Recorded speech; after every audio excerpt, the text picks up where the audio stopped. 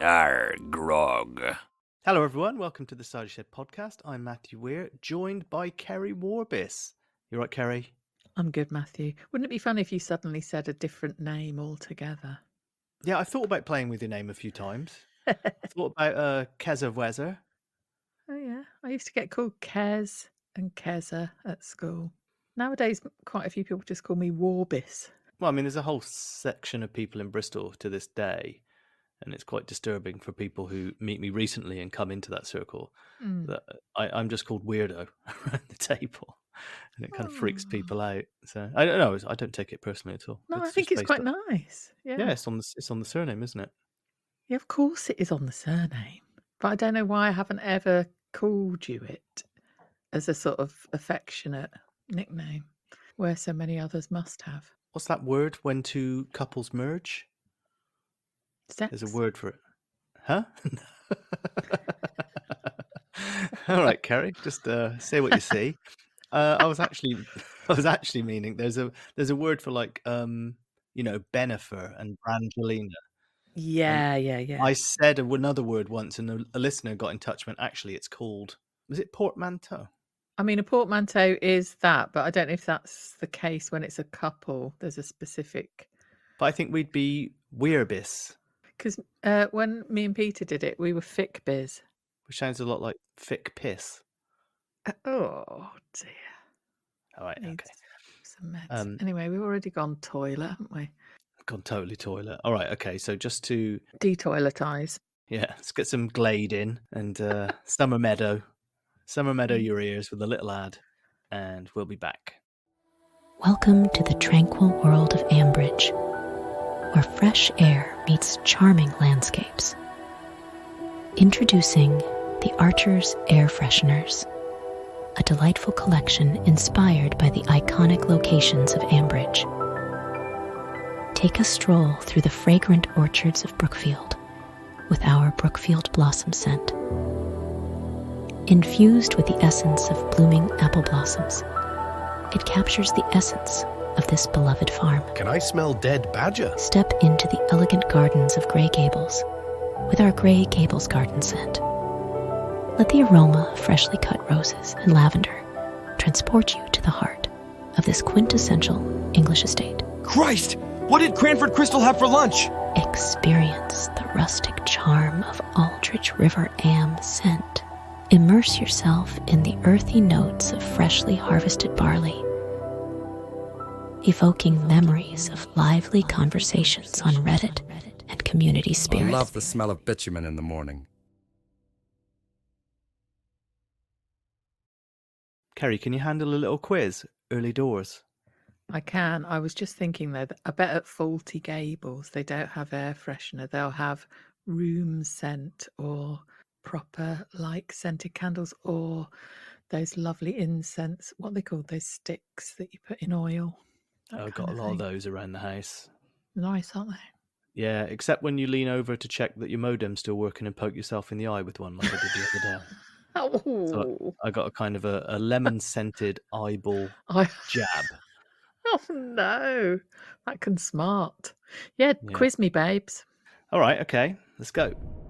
So Fallon and Harrison and Ruby Koss and husband Malcolm checked into Grey Gables this week. Yes, they did, Matthew. Yes, correct. Yeah, that's not the question, Keri.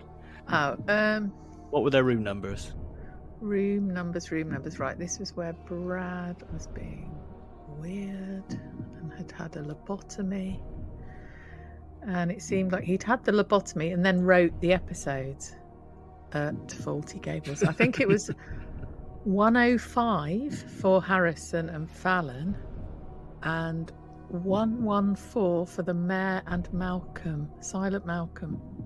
Is it right? Correct. Blimey. In the cricket, what did Darrington end on? What was their final score? They were all out for 172. They were. By the way, last week you asked me in relation to Harrison saying that it's like Arsenal Tottenham, Darrington. No. and you asked me which one are Yes, Darrington. all right. And I said they're Spurs. But I realised they can't be Spurs because Darrington actually win things. Ah, right. Okay, good. Yes. Funny joke. You thought I was going to shit on Arsenal then, didn't you? Yes, I did. Yeah. Could No, you that's tell? later. Oi.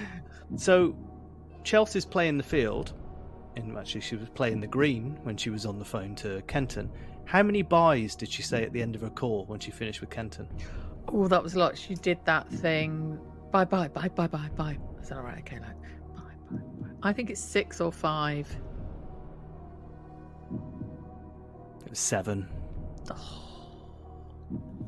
Close though, Keri. You did well. I thought Yeah. that was actually only an Irish thing, that bye, bye, bye, bye, bye, bye, bye, bye, bye. There was a sketch show when I was living in Ireland, and it was 2 guys wrapping up a phone call, and you could see them like split screen in different places, and none of them could end the call because they kept saying it, and then it would go away and there'd be other sketches, and then later you'd see them again and they'd still be walking down the street going bye, bye, bye, bye, bye, bye, bye, bye, bye. I thought that sort of thing was like slightly posh people. Is it not? I only started doing it more on video calls. I had a video call. This is a parental thing. I was like prepping some food once, and I propped the phone up when I was chatting with Mum in an open cupboard. So I was like at head height with her talking, and then we kind of Clever. wrapped up the call. Yeah. And I was like, okay, all right, see you later, bye. And she went, bye. And I was chopping chives or whatever. I looked up about 30 seconds later, and she's still there staring at me. In your cupboard. And I was like, you don't know how to end a call, do you? She was like, no. Oh. So I ended the call. That's not doing bye, bye, bye, bye, bye, bye, bye, though, is it? No, but I think now I tend to do it with Dad because it's a way of just, because once I did that with Dad as well, and I shut the cupboard door on him mid-conversation. I got that's the one things way I wanted. of ending a call, isn't it? Yeah, you've seen those like really shitty Zoom calls where people slam the laptop down and Oh, stuff yeah. and they've had enough.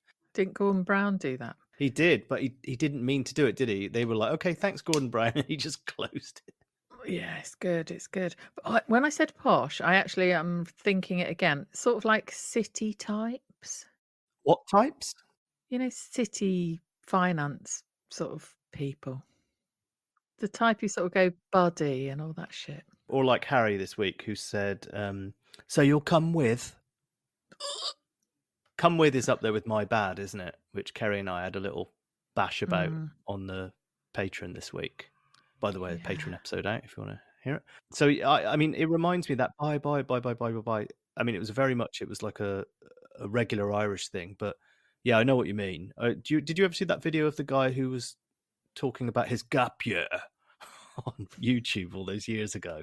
I'm watching it now, and it was very funny in 2007. But if I watch it now, I'm like, this is just basically Boris Johnson, and he became prime minister.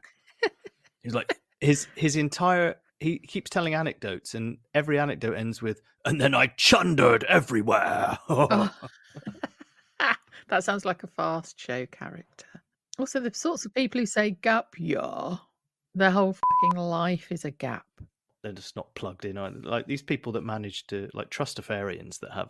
They run a tiny business which makes absolutely no money, but they manage to keep it going just because their dad or their mum did something useful before they were born. Yeah, I won £30 on the lottery today. I'm fine. Bye, bye, bye, bye, bye, bye, bye, bye, bye, bye. All right, Keri, let's talk about Dem Archers. So let's start with Sunday, the cricket. Now, listeners will have heard you recently saying that you don't like bottom, but you do like cricket, don't you? I do, yeah. I've been to some one-day tests. I've watched 2020 stuff on the telly. I think if you give yourself to it, it can be good, like anything in life. Does this giving yourself to cricket, does that happen at Stonehenge at the solstice? No. Although Stonehenge looks a bit like wickets, doesn't it, I suppose? You'd have to have massive balls, wouldn't you, to knock them down? Okay. Call the National Trust. Keri's cracked it. It's an ancient cricket game. What they haven't managed to find is the big ball. No. They'll find it in a river in Wales somewhere at some point, won't they? They'll be like, oh, fucking hell. It'll be in someone's garden over the hedge, won't it? They haven't looked. Yeah, some guy refused to give it back. Give my ball back. Keri famously, was a proto-stalker. You sent a telegram to Derek Randall once. Rain Man weirdo. You've remembered that? Of course I remember.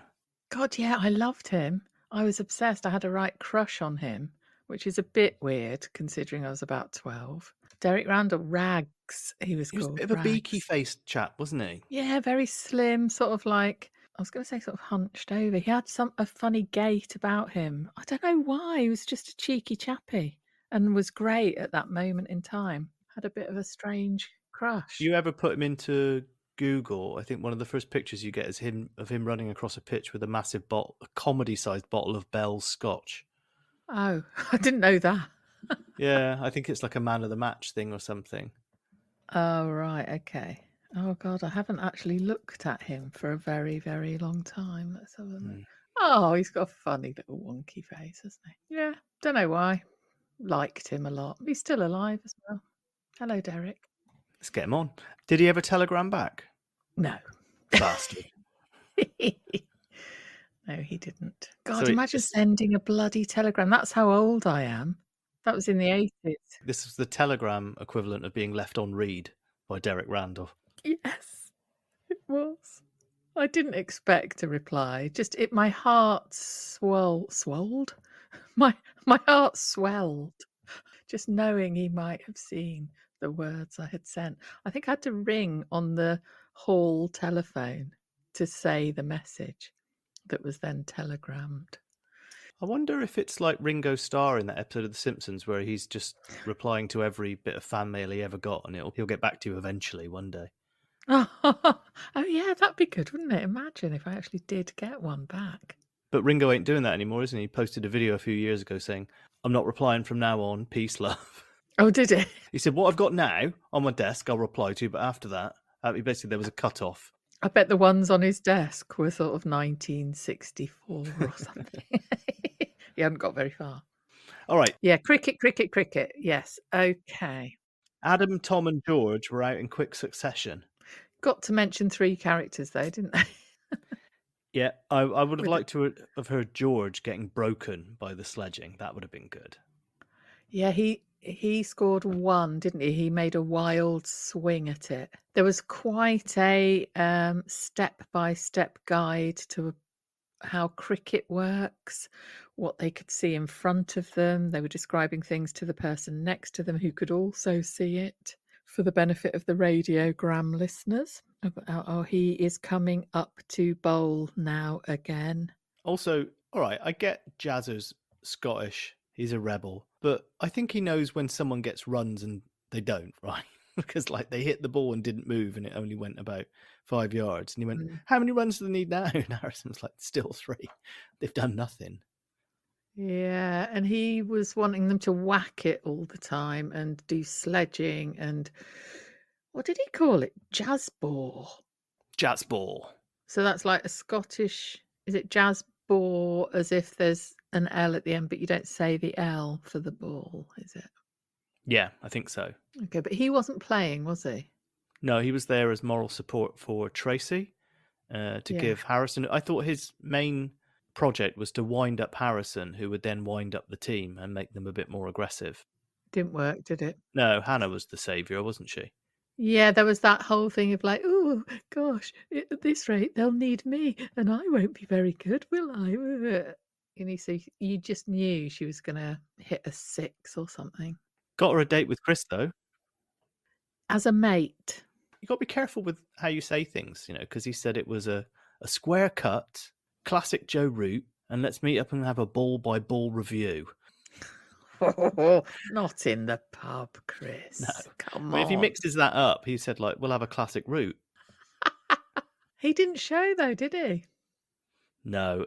I think he could have probably told Hannah on Tuesday when she said, "See you tonight?" And he'd be like, "Yeah, there's just one little caveat. I literally just spoke to Alice 30 seconds ago. There might be a wild card situation where I can't come." I think that would have been much better than just telling her on the night. Yeah, did he know at that point, though? He did. He literally just right. had to come. Alice had just exited stage left.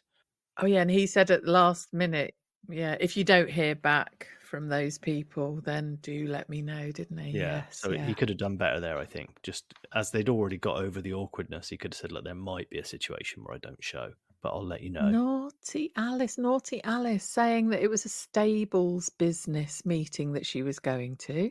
How did it go? Oh, it was all right. It was about extra lighting and renewing stuff. Really vague. We've had to get rid of all of those hats that are out of date. Yes. And then Harry was right with her. It was quite dangerous, wasn't it? Because he bowled in going, oh, just as she'd put the phone down. Or she didn't put it down. It was she pressed the button on the mobile telephone device. He bowled in. I think he'd had a bowl of something. Did you hear the vast nature of the sniff he gave? Yeah. This is gonna. If this sniff is it a Chekhov sniff, or is it a real? This has got to come out at some point, hasn't it? Where he goes, actually, it's not just booze. Always coked up to the eyeballs. And he got really manic, didn't he? There, he was like, "No, you don't need to come anymore. I'm fine now. Everything's going to be great. Yeah, all good." Yeah. It's certainly in the script, isn't it? In big capitals, sniff from time to time. Also, no, that's completely wrong. Go on, Matthew. Tell me. I was going to say no appetite, but no, that was the opposite. When they first went to that race event, he was like necking roast potatoes, wasn't he? He couldn't stop himself. Yeah, but that's probably because he hasn't eaten for 12 hours on the previous Coke thing or something, I don't know. It's got to come out, I think, that there's more to it. I hope so, anyway. We've been sniff detecting to no avail otherwise. No, he's full on. He's jamming on Crusty White for sure. There's no doubt about it. But sticking with Alice, we had that quite awkward situation with Lillian and Kate coming round to watch her angrily make spaghetti. She spoke really weirdly, didn't she? I hope you don't mind me carrying on with Mother Spaghetti. That was a bit Pip-like, but she was already a bit off when they arrived. Oh, we just want to chat. We just want to put something to you. We want to know if you're all right. We know things have been difficult. We're worried. And then she just kicked off, went, it's a deputation. You mean about my drinking? Shouted at them about how well she's dealing with stressful things. Yeah, that was all a bit of a hot mess. I did like the aftermath when it was just Azra and Alice, where they had that little conversation. And she said to her, like, it just feels like I'm on the same road every day. Nothing changes. Like, she has a fear of falling off the wagon as well. And Azra has obviously been in the room with Alice and Harry during Harry's bloods. You're helping him, and that's going to be a problem down the line. Yeah, keep at a distance to be completely safe. However, would you bump into someone in the village, say, oh, call me Azra. Now I'm going to talk to you about your medical case in the open air of the country lane. Did she start the conversation, though, or didn't Alice start it to apologise for what happened? And then she just said, no, I know I was a bit full on. Or did it work the other way around? Did she apologise first? Oh, I think, Dr. Malik, she was like, oh, hi, I'm thinking of living at Beechwood. There was a very strange follow-up question, wasn't there, where she do you think I could live on Beechwood? What the fuck happens on Beechwood that makes it unlivable? Yeah. Helen lives there. Yeah, don't. No, you can't live there. That's what they're referring to, isn't it? Yeah, keep at a distance to be completely safe. The very words that you said to Alice. Beware the cheese woman. I did think it was a bit strange to talk about her, health stuff. Did you not? Like, it's 1 minute. You call me Azra because we're in, village world, not doctor world. But I'm now going to talk to you about doctor stuff. I get the impression they felt that there was unfinished business. But yeah, doctors famously don't like to talk about work outside of work, do they? Well, no, they shouldn't do, really, should they? Also, the weirder still, though, prior to that, was Alice suggesting that people come along to her appointment for proof that she's not drinking. Yet another sort of all-comers health appointment. Yeah, that was just to rub it in Kate and Lillian's face, wasn't it? But Lillian wouldn't go. And how would Azra Dr. Malik know whether Alice is or isn't drinking? I don't know, actually. They didn't mention anything, though, did they? She did actually ask that question, though, didn't she, at some point? Like, are you drinking? Yeah, well, ask an alcoholic if they're drinking. Yeah, it was a little bit of a mess, that scene, but I just liked the afters between the two of them. All right, Keri, let's have a little breather. You can come and sit in on my doctor's appointment with me, and when we come back, you can tell everyone everything. Cordwell Cream has been produced by the Sparrow family of Fawcett Magner for over 1,000 generations. An honest, likable, and wholesome cheese. Cordwell Cream has been described as like eating cheese in the pub with your mates. A witty and down-to-earth cheese. Probably the funniest Borsetshire-based cheese available. Cordwell Cream would never rig a cheese judging competition, praise the Daily Mail, or falsely inflate its sales figures in an attempt to deceive the cheese-eating public. Cordwell Cream. Probably not recommended for the maiden aunt. Also, we don't have a stupid fucking viewing window. All right, Keri's just signed an NDA. You didn't tell me it wasn't just a regular checkup, Matthew. Blimey. I wasn't prepared for that glove action. Just make sure that doesn't go viral. I saw you filming. On my YouTube channel, that's going. So Keri said to me 2 words: faulty gables. Yeah. The case of Brad and the cases. Oh Lord. We're going to come at different sides from this, because I was quite in a little kind of pre-chat with Keri when I was running late tonight. Keri said, I was about to say, like, I've been finding the whole Grey Gables story quite funny, and in particular tonight, which is Thursday, because we're doing a Thursday record. And before I could say anything, Keri went, "What a load of shit that was."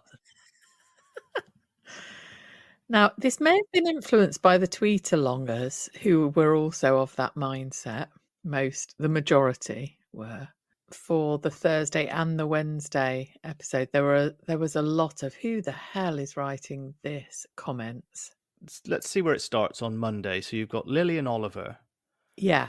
At cross purposes, because he's talking about the cricket, and he's like, "Have you heard about Chris and Hannah?" And she was like, "Chris and Hannah?" He was like, "Yes, got right in the crease."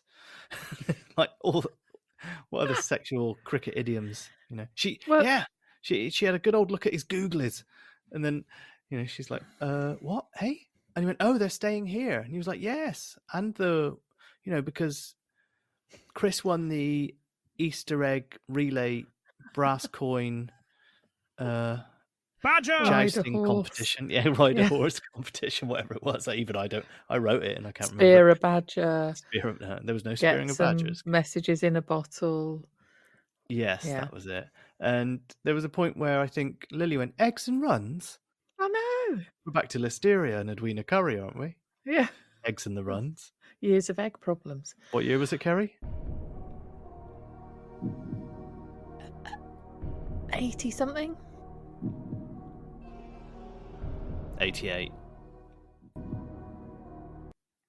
Yeah, Oliver said, "You heard about Chris and Hannah, did you? Their stand?" And Kate went, "One night?" You mean Lily?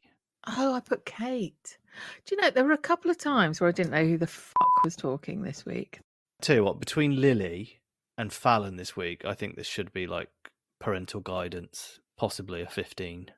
But Lily did sound different. She was a bit croaky, and also she hasn't been on for a while, and someone on Twitter was saying she's been doing something else, and that often what happens is when they have been elsewhere acting for a period of time, then they come back on, they do sound a bit different.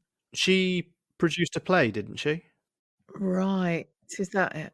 Yeah, there was a really sweet post on Instagram a while back of some theatre up north, which is, I think, one of the first theatres she went to as a kid with her dad, and her own play was on at that theatre. There was a photo of the two of them outside. Oh, that's good. Yeah. Yeah. It was nice to hear Lily, actually. It was nice to hear Chelsea this week.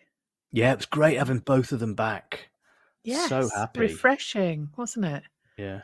Yeah, so there was that double entendre thing. And it was interesting that Lily was like, "Oh, I didn't know that those two were..." It was almost as if like she didn't know it, but wouldn't be surprised if they were, even though they're not. But I think they're going to. Do you? I think something will happen for sure, because I think we need the George story to come into that as Chris's nephew. Yeah, and I reckon that Chris will find out that he stood her up for the drink based on a lie and will feel bad. And so there'll be a conversation, or he'll feel cross that he missed out on that opportunity, and it will make him sort of think, oh, I would have liked to have spent time with her, and think a little more around her as someone that's a possible future partner. Alice's web of lies to cover up what she's doing with Harry. Yes, you just saw this year. No, I didn't. I said Alice's web Oh. of lies, Keri. Oh, don't know where that came from. No. Anyway, God, that's like when they flash that thing in your eyes in Men in Black. Don't ever say those words again, Keri. Sorry. So she's lied to Lillian already, and Lillian's gone and asked Chris, and he's like, no, Martha's not poorly.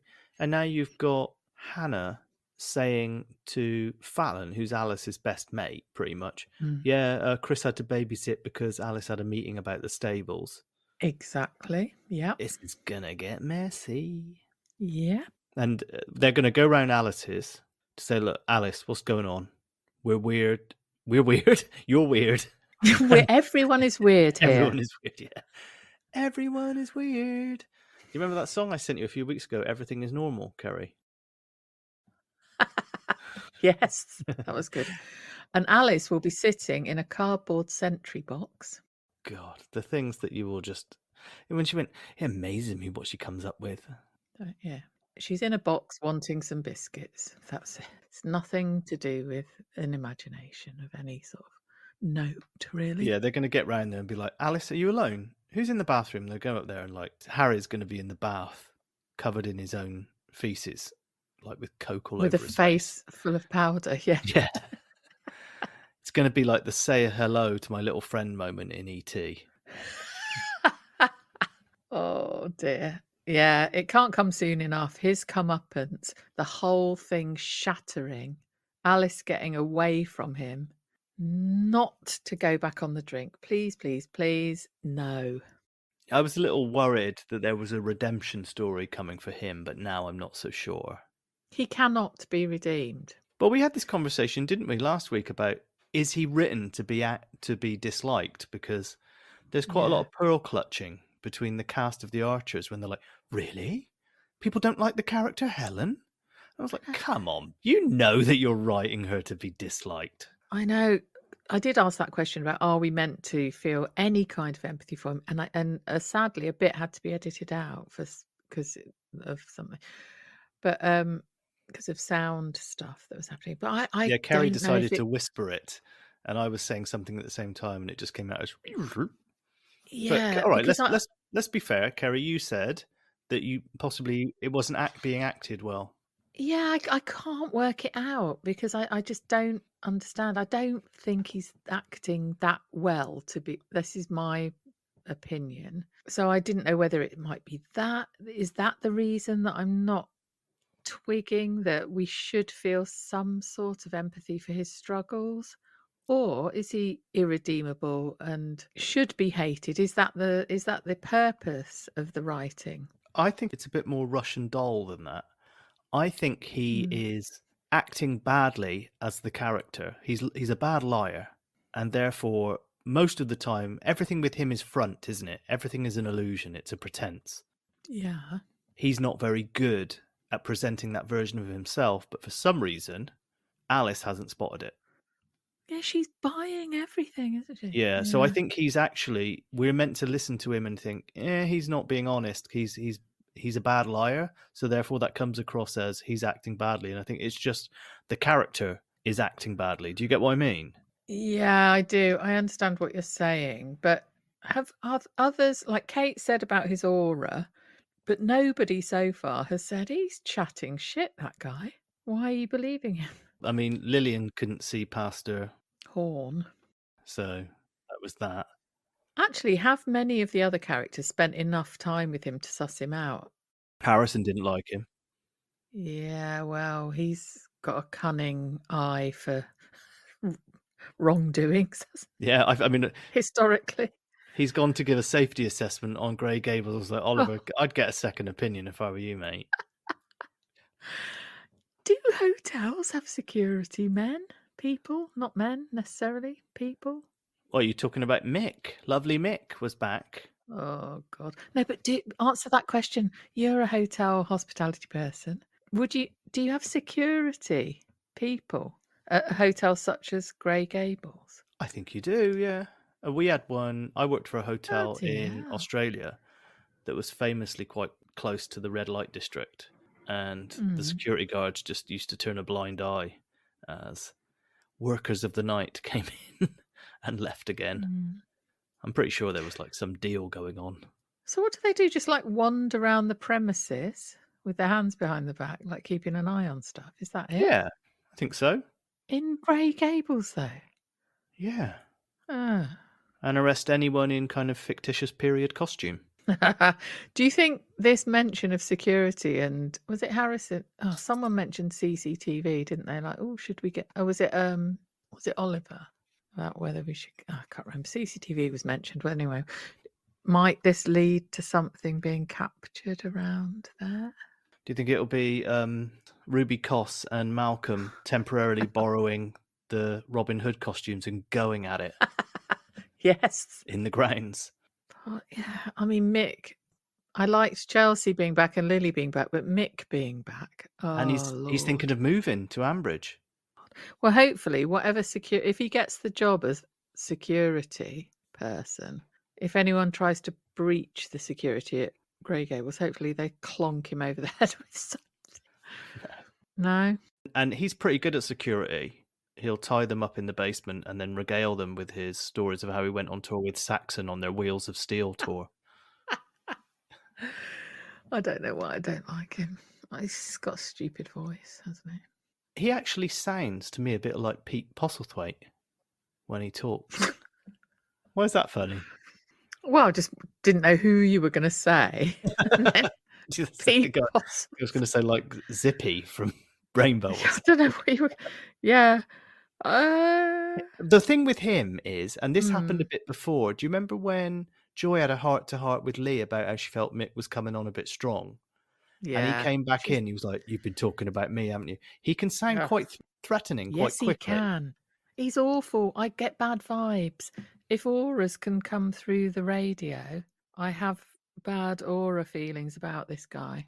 He referred to his lady friend Joy, and I thought, go on, Lily, this is your chance to say, she posed in the nude for my ex. She never said it. Do you know, I think possibly part of my fear of him and not dislike of him is my gut overprotectivity for Joy. It might be driven by that. That's natural. So we had the big old case mix-up. Oh. How do you pack a case so that it's utterly visible that you've got Sheriff of Nottingham and Maid Marion clothes? And why have you got the Sheriff of Nottingham and Maid Marion? Why those two people? Yeah, if you're going to have anyone, it should be Friar Fuck. So I just didn't like any of this. The whole scene of we've arrived at the same time as you have arrived. The case, all our bags are over there. It was so bloody signposted. That was one annoyance of it. How Lily and Brad were speaking to each other drove me mad as well. Like they wouldn't speak like that. The cases would be and then she then was like, oh my God, the Lord Mayor has got our case. And the scene where Lily and Brad knocked on the door and he went, Porter here, coming in, something. And the mayor turns up and then Lily goes, oh, it's because I'm looking to see whether the complimentary chocolates have been put in there. And they haven't. We do like to look after guys. So fuck off. Just say there's been a bit of a mix-up with the bags, which that shouldn't have happened anyway. I hated all of it. Drove me mad. I didn't hate any of it. I actually really enjoyed it, Keri. So there you go. I was just getting visions of... No, I was actually laughing. I had visions of like Basil Fawlty doing that thing where he was like, just checking the walls. Just exactly. Yeah, Fawlty Gables. It was like that, except not funny. Blimey. When No. Brad said your Lord Mayorship and your lady husband, I thought that was fantastic. That bit was passable. That was one line. Keri's hard to please. No, I'm not. No, that's true, you're not. Yeah, didn't like it at all. It was like, cringing inside out. Bad, bad, bad. Sorry. I think sometimes it depends what mood you're in when you're listening to it as well, doesn't it? Well, all of Twitter are in the same mood then. Oh, shit. Yeah. I'm glad you're happy and not in this mood Yeah. and loved it. I like to think of other people sort of laughing at this. Yeah, I mean, I did drop 2 Mitsubishis before I listened to it, so, Did you, Hannah? That explains it. Chelsea's back, and she's playing the field. Chelsea's back interviewing for multiple jobs. She thinks she can balance this with her position at the Orangery. Not quite sure how that's going to work. The Orangery have been going through it, actually, because Brad has left to go to Grey Gables, and now Chelsea thinks Fred is gone to the bloody meat packing plant, and now Chelsea thinks she can just disappear off and work at the Bull or the Tea Room. What's going on? Oh yeah, her name is Chelsea Four Jobs, isn't it? She's got hair, Lower Loxley, the Tea Room, the Bull. Shove a broom up her arse and she'll sweep the floors everywhere as well. There was a good discussion on Twitter about, Kenton and Natasha have sussed this game that Chelsea's playing, which is I'd really like to work for you, but Kenton has offered me more money, and vice versa.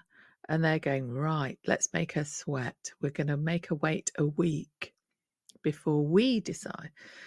And on Twitter, they're saying, well, they both know her family situation, the lack of money. Why wouldn't she try to get a bit more? It's nice that she's trying to get work, blah, blah, blah. Yeah, also, her mum works in one of the establishments, and let me get this right, and her niece works in the other one. So is it not going to get back to her at some point that they're pissing her around? Yes. Why are they pissing Hang on, not her her around? niece. Sorry, not her niece. I'm talking out of my arse. What's the relationship between Chelsea and Emma? Help me out. It's her aunt, isn't it? No, it's not. Fuck a duck. Oh, you've got something wrong, but I can't correct you. It's the Horrobin Carter thing. I'm getting right. So Emma and Chris are siblings, right? And Tracy, as weird as it sounds, is aunt to Chris and Emma, right? Yeah. So what is Emma to... This is like one of my English tests. What is Emma? God. What is Emma Yes. to... Is Tracy... No, hang on. What the fuck is going on here? So what is... Are they cousins? Emma and Chelsea? Bloody hell. It's a mind melter, isn't it? I'm sure it's a very simple answer. For some reason, I'm just not seeing it. Can we not... There's the Wikipedia page of the Archers has all the family trees. I know, but... All right, have a look then. Because that's going to bug me now. I know this is something very simple. It's just... It's not though, is it? Because there are some weird relationship ties, aren't there? I think Derek Randall's got something to do with it. Do you think? The best bit about this is that people will just be yelling at their podcast playing device now. Yeah. Okay, you fucking morons. It's really obvious. Tracy is definitely Emma's dad. But all I wanted to say was her beep works at the tea room. I'm pouring wine whilst you're looking this up. I think I'm on the box. Emma is her aunt, right? Emma is Chelsea's aunt. Is that correct? I'm asking. I don't know. I'm not looking at anything. I've just... All right, okay, I got it here. Got it here. So that's the Archer family tree. Give us the Horrobins. Grundy, Aldridge, Archer, Tucker, Carter. This would never happen on another podcast. Badger! Well, because I only asked this mainly because George has been calling Chris Uncle Chris, hasn't he, recently? Obviously, because Emma's his mum. But what does that make? Yeah. What does that make them in relation to the Horrobins? Are they? I never think about this sort of thing. Susan is a Horrobin, right? So, and her sister is Tracy. So if her sister's Tracy, I think they're cousins. They're cousins. Are they? What, Um, Chelsea and Emma yeah, aren't are they? cousins? Because Is this the root Emma of is the question? his kid, and her sister's kid is Chelsea. They're cousins. For fuck's sake! So it's quite straightforward. So hang on, let me just say that. Let me just edit this in. So and her cousin works in the tea room. Yes, I love that all happened. I Yeah. really do, because A, I never think about that, and B, I'm glad that you were in a bit of a muddle. It is confusing, isn't it? I mean, the best thing will be now if that's still completely wrong and someone comes back and Yeah. corrects. I think the only time where you might sort of go, hang on a minute, is if they're about to have sex and you think, how are they related? Otherwise, I don't care, really. Yeah, because there was some talk a few years ago that George and Chelsea might get it on, or had got it on at some point, particularly around the pregnancy, wasn't there? Oh, well done, Matthew, for finding out. Well, I did. Yeah, I just looked up on Wikipedia. The very simple thing that loads of listeners will know straight away. You know, at least I said I looked it up on Wikipedia rather than just spouting off and pretending I knew it all. Badger! Yes, exactement. Facts matter. Facts matter. I mean, the only thing we haven't touched on is the scene tonight where Brad said, Yeah. I know why you're doing this, Lily. And she was like, do you? He's like, yeah, because you fancy me. And that's what girls do. And I'm very flattered. That was absolutely pathetic that he would say that, think it. Brad totally changed. He was. What point are they trying to make with this? He would never have behaved in such a way. He wouldn't have leapt in saying that. He wouldn't have thought that was what was happening. He wouldn't have got so flustered about the bloody pastry thing and the bloody suitcase thing. Thursday was mildly an improvement on Wednesday, but both were they hurt my head, these episodes. But there was a moment when he said to Lily, yeah, that was so obvious with the cases. Why didn't I see it? And he kind of suggested there's something, like there's a block with him that he can't get past. Did you notice that? God, well, of course. It's so laboured and badly done. All of it. It's supposed to point at him sort of not being able to cope with certain presentations of information, isn't it? And reading people, and get a bloody mallet out and hit the listeners on the head with it. Why don't you? How did you think Lily handled it? Oh, I liked that. Where she went, yes, because he said, someone will come along for you sometime. He's like, well, yes, I'll just have to wait, won't I? Which was the perfect reaction to something really idiotic like that, wasn't it? Just, there's no point in going, what are you on about? To someone as sweet as Brad. It was good to go along with it and sort of go, yes, I really hope so. But he's already had words with Adil and said, can you keep us apart? Because she clearly has a thing for me. But now Adil's gone off to run a farm in Pakistan and his sister's moved to the village instead. It's very bad. It's bad, bad, bad. Also, prior to that, the whole how Lily was behaving, where it's hot, cold, hot, cold. I'm not talking about the pastry here, but you know, the sort of, oh, don't worry about the case thing. Also, she bloody didn't know which case was which either. I said, oh, well done. I didn't know which it was. And he went, well, it's 50-50. Make your bloody mind up. And then he was late and she said, oh, don't worry, it doesn't matter. So she was blowing hot and cold, wasn't she, on the jump how high as an employee type of situation. But that was after Mick had talked some sense into Lily and said, like, he's a good employee, that lad. That's the kind of person you... God, Keri, how many times are you going to make that noise during this episode? I'm sorry, but no. Wednesday and Thursday, pile of shit. Okay, all right. What do you think about the fact that they're only getting half a bottle of champagne in their room? Oh, again, that noise. It again. Oh, Actually, listeners, I have to be fair. Keri is not making a noise. I've just got a soundboard and I keep pressing it. Just going, oh. Yeah, Oliver sort of going, oh, tell you what, put half a bottle of half a bottle of champagne between two people as a prize. Tight ass. What? What on earth? Mm. And Lily wouldn't give them anything, would she? Until the policeman's ball was mentioned, and then she's flogging. We haven't mentioned this, have we? Where she's trying to flog Lower Loxley because it's Lower Loxley because it's got better curtain Yeah. and a softer vibe. It's not like a battleship like Grey Gables. I just imagined that the room that she was showing Harrison was just a massive grid with pegs in it where things keep exploding. Oh yeah. Oh God, the one bit I did like was where Harrison, because he's like a sort of child, isn't he? Sort of going, oh, it's great here, isn't it? And he was swishing the curtain, like. Did you hear that? Yes, bit? I also noticed Yeah. he said to Fallon later in the week, because now I think he has major pronunciation problems because he went Champagne. champagne, Oh, and I was reminded of him saying bolognese and cappuccino. I don't think he can say anything in a yeah. foreign accent without accentuating it. Yeah. And when he sort of went, this is another little bit I did like was because when you're at home, you're just faced with all them little jobs that you need to do, like descaling kettle. What else? The piles of shite all around you. I thought, God, what sort of home are you living in? Well, it's filled with her upcycled furniture now, isn't it? She had to stick it all in there. Do you remember?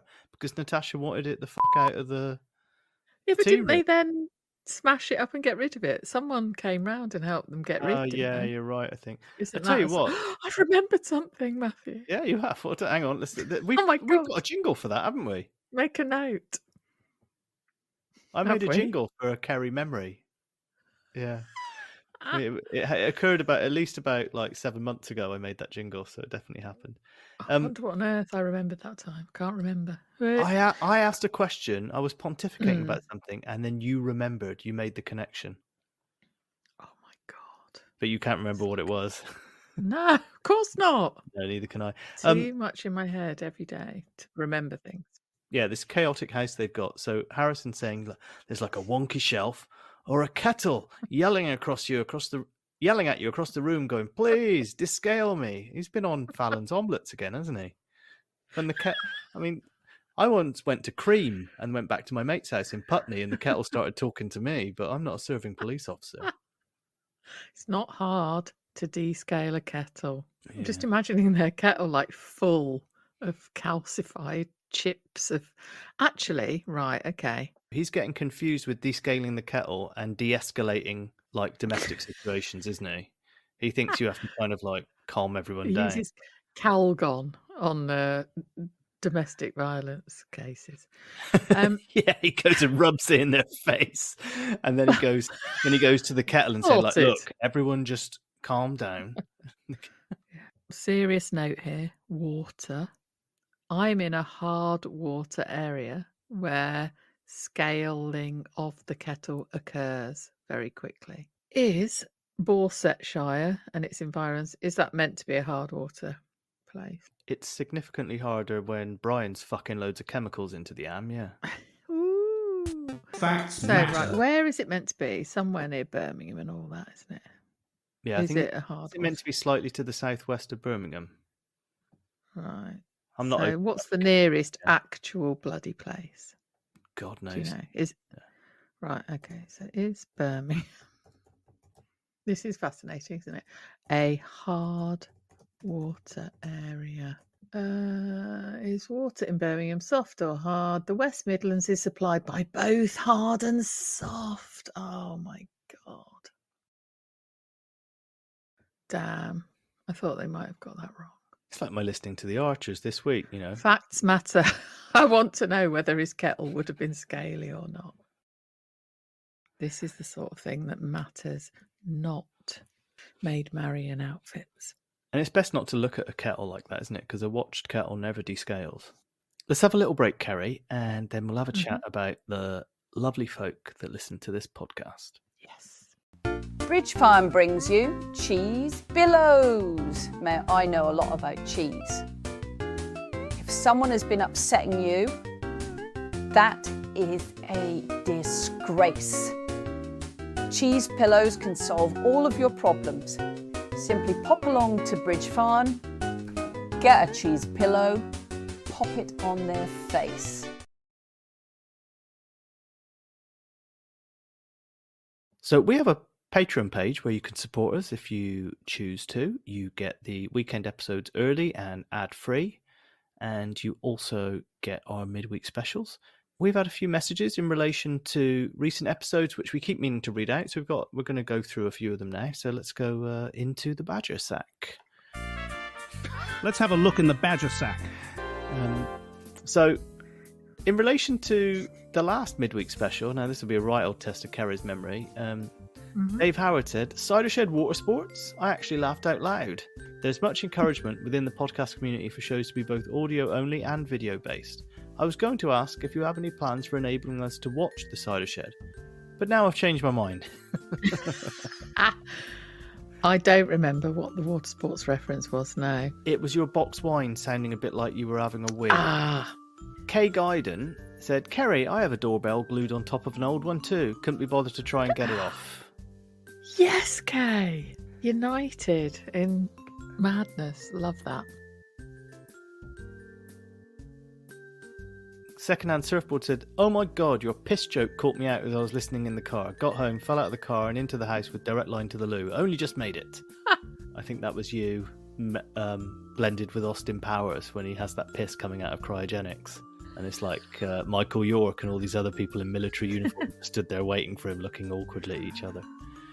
I need to listen again to our episodes, I think. In relation to Mr. Eddie, which actually got mentioned on the pod on the Archers tonight, didn't it, Mr. Eddie? Or during the week. Dave Howard said, ploughing up the old passage. That's absolutely no way to talk about Lillian. I think this was the fact that I mentioned that the ploughing competition was going on opposite the old passage. Esther said, carpet in a hedgehog onesie will forever be how I picture him in every scene now. Yeah, Harrison, that's how I always see him like that. Helen said, I started listening this morning while driving, and during that epic first advert with all the back references, I said out loud to my steering wheel, and this is why this is the only Archers podcast I am on Patreon for. Sublime Matthew, well done. Yes. Nina said, how many other Brians is Keri a fan of? Very good question. Brian Aldridge, Brian Ferry, Brian Eno. Is that it? The three Brians? Brian the Snail. Okay, there you go. Yeah, Nina, Keri will be back to you on how many Brians she's got a thing for. Vivian said, great episode, but have you been on the daiquiris or something, Matthew, with your mispronunciations? What did I mispronounce? Probably lots. We'll forever have an image of Fallon and Harrison in the Ambridge version of 50 Shades of Grey. I'm with Keri on Bottom. TV series, not Fallon and Harrison. Loved the young ones. Watched that with my then boyfriend, whose nickname was Rick. Surname Rikonenko. Father was Ukrainian. So we were Viv and Rick, but less smelly. Never got bottom, though. Good. Oh, Correct. Living in darkness, Viv. Nope. Some people don't realise that I admin the Patreon, because Mandy Belshaw said, so where do I send the Trixie film quotes that will help you shame Matthew where he won't see them? Adding on, I'm as shit as you, by the way, and there's nothing wrong with Passport to Pimlico. It's better than Bill and Ted. Yes. Send them to me. Send them to me. I suggested sending them to your Instagram or your Twitter, personal ones. Thank you, Matthew. Don't send them to the Cider Shed Instagram, because I'll get them. And Sue has said, I'm with Keri. Never understood why Bottom was so popular. The Young Ones was brilliant. Bottom is just puerile. Purile's okay, but they were not. In relation to last week, Jessa North said, cosmic, for last week's episode. To which I replied, awesome. Catty Pierce said, I've been so looking forward to hearing you talk about that scene from The Importance of Being Brian, Hideous Harry, and the Bartleby bullshit. Mandy Mack, who became a patron last week, said, that was a pisser of a podcast. The correction to Harry's answer phone message is gold. Lots of giggles. Thanks for the ad. Spun me out. Didn't expect it. Was a bit high too. Brilliant. Omnibus comes out Sunday evening here. Stoked with the horse noises in my Patreon ad. I've got two of the freeloaders, Muffin and Mate. Yep, I'm in Australia. Thanks for the podcast. They're friggin' mint. Aww. test Keri on movie lines, but all from Withnail and I. And I was like, I said, thanks, Mandy. Luckily, I spent 5 wonderful years in Australia, so I'm aware a pisser is a compliment. Withnail good. means like you laughed a lot. Something very funny. Withnail, and I said, Withnail is probably one of the few movies Keri would do well in. I'd also twig that they were all from the same thing, I think. Yeah. You know, I'm a bit slow, but Yeah. yeah. Joe O'Farrell said, what about film homages to In the Archers itself? Lillian and Paul, no, not that one, in Brief Encounter, was simply embarrassing. But who could forget Joe and the Ferrets reenacting Halloween 2? Coming up, the Texel Chainsaw Massacre. Oh, very good, Joe. Oh, like it. That's good, isn't it? Rebecca said, that Bartleby chat made me cry laughing. And then we had a midweek special that came out only a few days ago. And we've got some feedback on that. Jin said, thanks for the perfect pick-me-up today in podcast form. Liam Rayner said quite dauntingly, I'll send Keri some. Out of context, I presume that means movie lines. Yes, and he has. Thank you so much, Right, Liam. We'll do those in the Patreon episode next. Yeah. Alice said, I promise I'm not Adam or Andrew. Happened to see the original post on Reddit regarding the nomination and immediately thought of Keri. Yeah, all right, Andrew, you're not fooling anyone. Nina said, thank you. I detest it when people say my bad. It's like fingernails down a blackboard to me. Yep. Kate said, woke up early and couldn't get back to sleep. I reached for my phone and was delighted to see a midweeker had dropped, lay in the gloom of grey dawn and giggled for 19 minutes and 27 seconds. Really needed that laugh this week. I thought she was going to say, couldn't get sleep, put your podcast on. Yeah, went out like a light. Straight away. Fucking no bother. Louise said, the conversation about Matt's mystery parcel was like a foreshadowing of Fallon's dodgy suitcase contents. I think we need a photo of Matt and Keri as Maid Marion and the Sheriff of Nottingham. Either way round. Oh. Helen said, I went running to Reddit following listening to the podcast this morning, and then the banana references in the village or chitage made sense. In other news, my local oats company calendar in my kitchen tells me yesterday was National Banana Day. Who knew? Yes, feel free to flock to Reddit to see the weirdness that is there. I thought it was already weird enough in Archer's podcast land. But Everything is normal. And the funny thing is, Nothing like, tops that. Nothing can top that. Nothing. Literally nothing. the other two Archer's podcasts, like, have talked to us about it as well, which is the funny thing. Oh lordy! All as bewildered as the rest of us. Now, we often say send us an email, but one that slipped through the net was from Benedict Prothero. And it said, hi guys, I exploded with a torrent of Finbar Saunders' ejaculations upon hearing Chris's pansexual innuendos at the start of Monday's episode. This was the cricket, wasn't it? From a couple of weeks ago. Oh, yeah.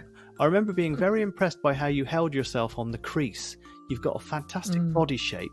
You know how to grip the bat. And at the end, could only assume that Mr. Gimlet was simultaneously doing unspeakable things with my mother in a car park while Chris rejoiced at the notion of 2 more women at the crease. I think I accidentally said up my crease, didn't I, on the podcast.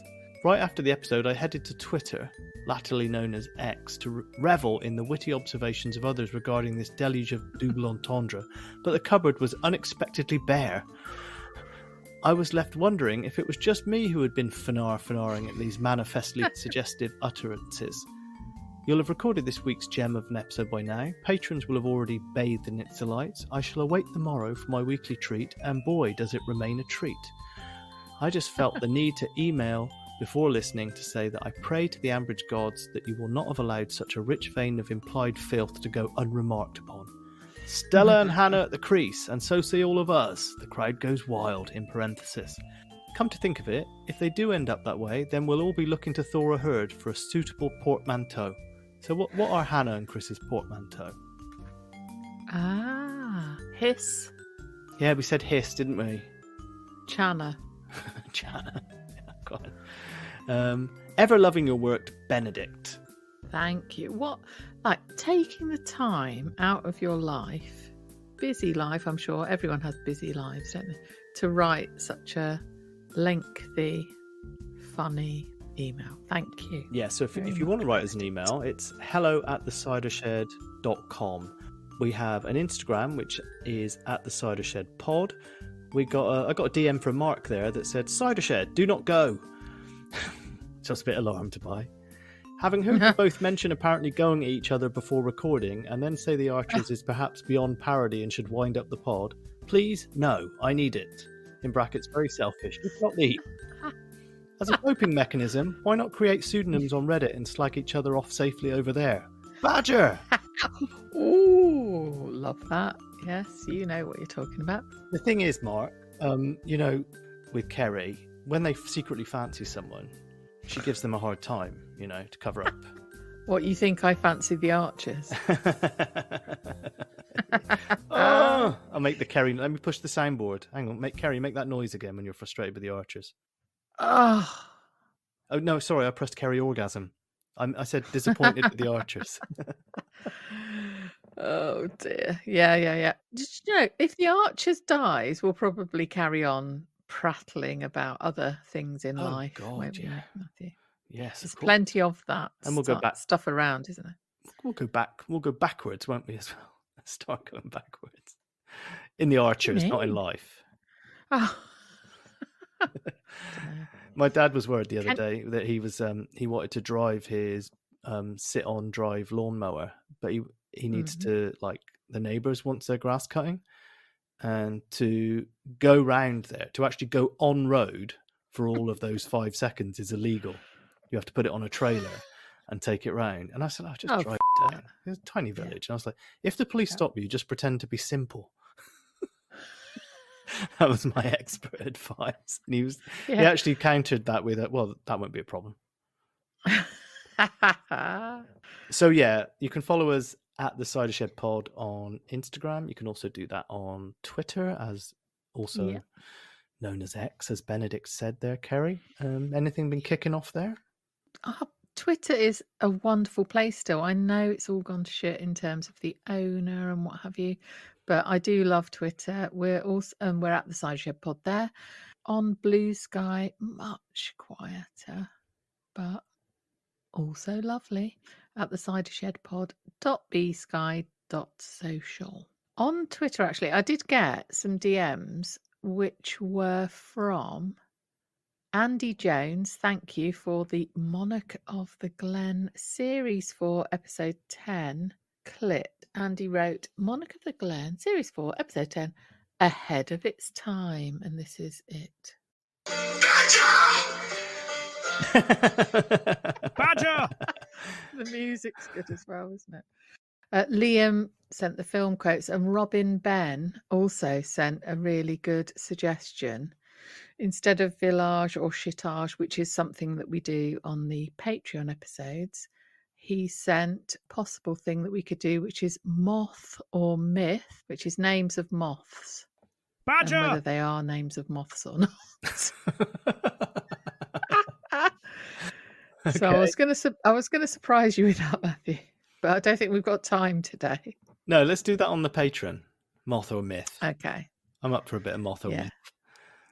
And I would like to say thanks to James for the tremendous day up at the Emirates on Sunday, despite the score. Thank you. Great game of Your football. Lovely ticket. Loved Shut it. Particularly the last 6 minutes. Just, God. I was in IKEA watching it on a phone. Not interested. Over at Facebook, we've got a group called the Cider Shed Podcast. Now, there's a lot of badger action been going on there. Sue has sent a picture of a log with a captain's hat on, sat opposite a star around a candlelit table having a glass of wine. And she said, I spotted this as I scrolled by and was surprised to see Adam had been stretching his acting repertoire into modelling before I realised it was a lookalike. I think you're actually meant to get that it's a Star Trek reference and say captain's log, star date. Brilliant. Andrew said, just arrived at Helsinki airport and was greeted by this on a towel dispenser in the gents. And the towel dispenser had a picture of 2 badgers on it. Bloody hell, they're everywhere. Yeah. My mother sent me a photo of a painting of a badger that she'd found as well. Yeah. We can add that to the catalogue. Rob Williams sent a picture of him completing a puzzle section on an app, and it just said badger, and there's a picture of a pixelated badger appearing. And Oh my God. It's got out of hand, Matthew. Colin was in Portugal, and he took a photo of what looks like a bus stop or a sign on the side of the building, and it just says badger and a picture of a badger underneath. What is going on? No idea. Was that you then, if it's in Portugal? Have you been graffitiing? No, it wasn't me. No, it's actually an official sign of a shop or a store or a bus stop. I'm not quite sure. Pat sent us, she said, we have a full box of these free tote bags. I grabbed one today for shopping. Can't imagine where it came from, and it's called Badger Balms. There's a picture of a badger there with a... You know, when something you sort of starts, it's like a little seed. Yeah. And then before you know it, it's just like a sort of jungle, isn't there? Yeah. Of badgers. Louise said on our Facebook tonight, I think that maybe Maid Marion would have preferred Robin Hood over the Sheriff of Nottingham. And Robin has posted a picture of Alan Rickman as the Sheriff of Nottingham and said, depends which sheriff. Oh, true, yeah. If it's between him and Costner. And Nina said, can we please erase last night's episode from our minds forever, please? Yeah. Which one's she talking about? Thursday or Wednesday? I think she's talking about Wednesday. Yeah. With you. Really? I guess I was alone in that then. I think it's the Fallon thing. Yeah. Oh, Lord. All right. Shall we make haste and don't spare the horses? Yeah. Yes, that was fun.